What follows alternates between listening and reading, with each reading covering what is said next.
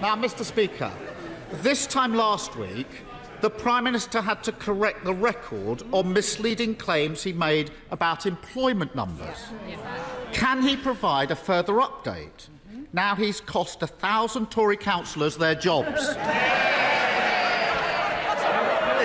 Mr. Speaker. Mr. Speaker, let me pass on my best wishes to May as well for this weekend Eurovision. With regard to the local elections, Mr. Speaker, maybe I can just offer the honourable gentleman a tiny bit of advice from one of his predecessors. One of his predecessors, Tony Blair, who I was reading the other day. What did Tony Blair? He said the right honourable gentleman can be as cocky as he likes about the local elections.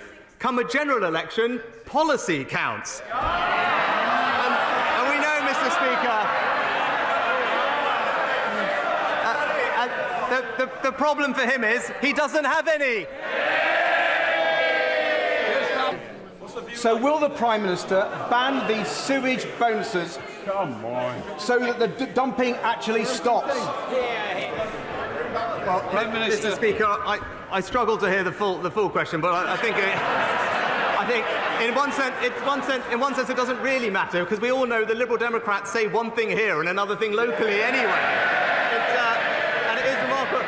No wonder he's attracted to the Labour leader these days, Mr. Speaker. Political opportunism and a broken promise on tuition fees. It must be like looking in the mirror. Mr. Speaker, it's a bit rich to hear about mandates from the person who's broken every single promise he was elected on. I mean, go through the list, Mr. Speaker. Nationalisations, NHS outsourcing, universal credit, and now tuition fees. Mr. Speaker, he was for them all before he was against them. He's not just the softie, he's the flaky too.